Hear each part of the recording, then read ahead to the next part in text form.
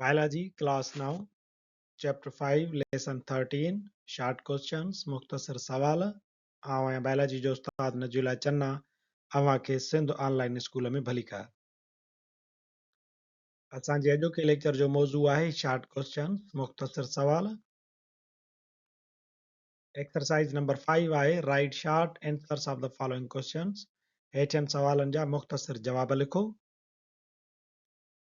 Question number 1 why meiosis 1 is called reduction division meiosis 1 के reductional division छो थो चइजे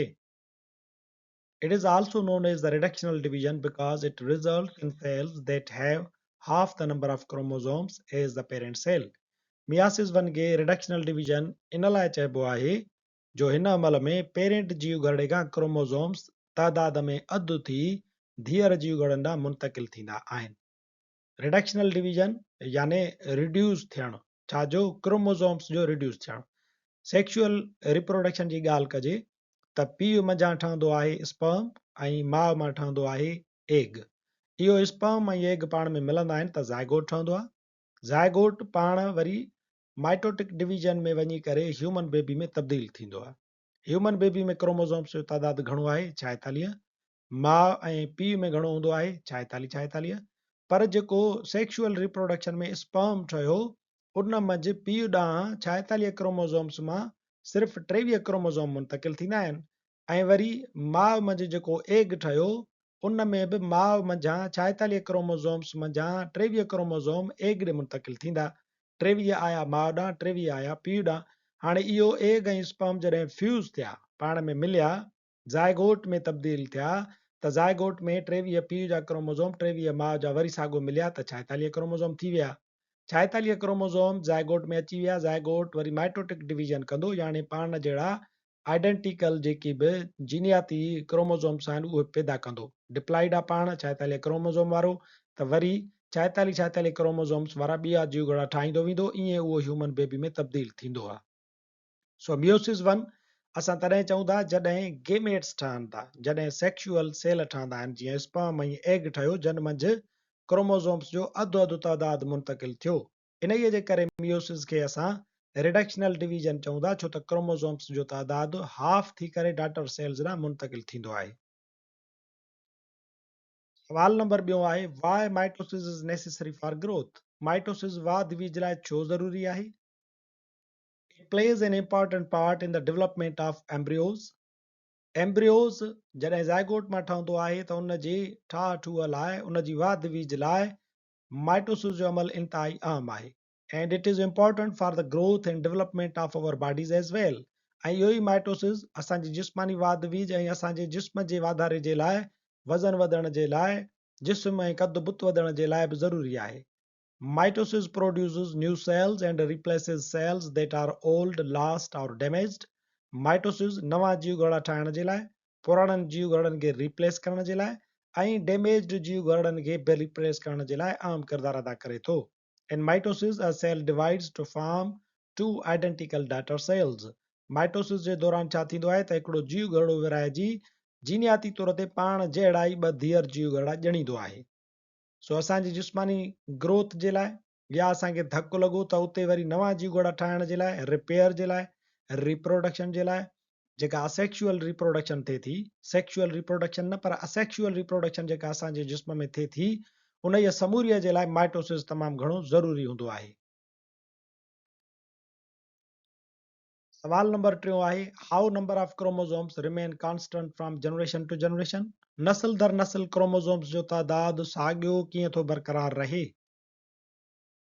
Meiosis is the process through which sexually reproducing organisms maintain their particular chromosomal number from generation to generation.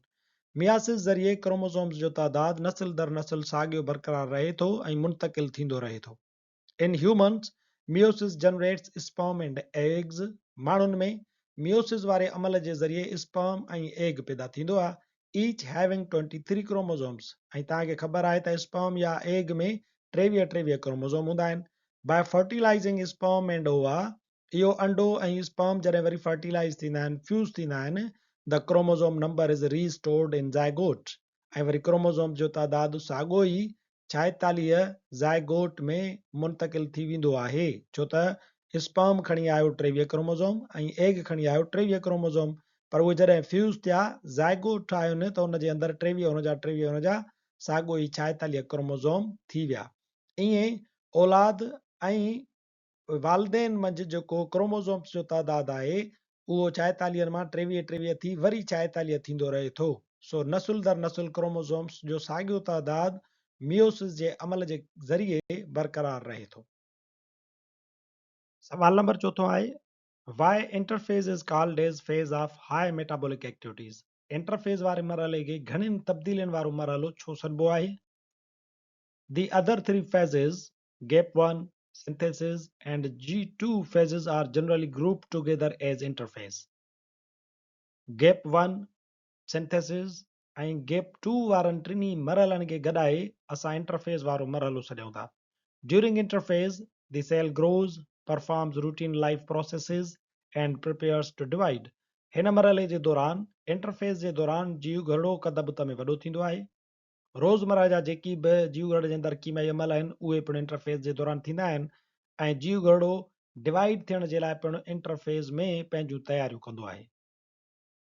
Amino acids, millions of proteins and microtubules are formed.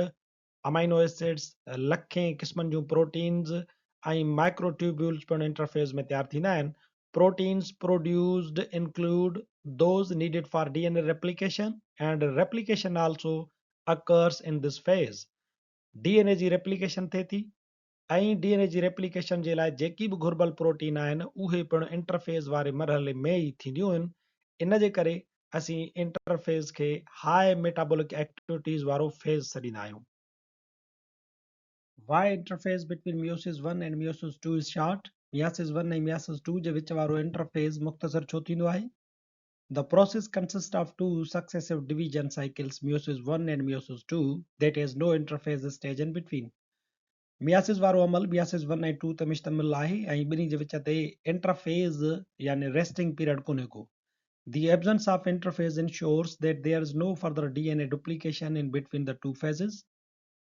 Interphase जी गैर मौजूदगी इन ॻाल्हि जी पक ॾिए थी या साबित करे थी त DNA जी डुप्लीकेशन हाणे इन्हनि ॿिन्ही फेज़िस जे दौरान ज़रूरत में कोन्हे का, and facilitates the reduction of chromosomes to the haplide level required in gametes. ऐं मियासिस हिकु क़िस्म जी रिडक्शन डिवीजन आहे, इन करे क्रोमोसोम्स जो अधु अधु तइदादु मुंतकिल करणु हेप्लाइड गेमेट्स ठाहिणु आहे। असांजो अॼोको topic exercise number 5, write short answers of the following question ते पुॼाणी ते पहुचे थो। वरी हाज़ुर थींदासीं नए लेक्चर सां गॾु, तेसीं ताईं ॾिसंदा रहो सिंध ऑनलाइन स्कूल।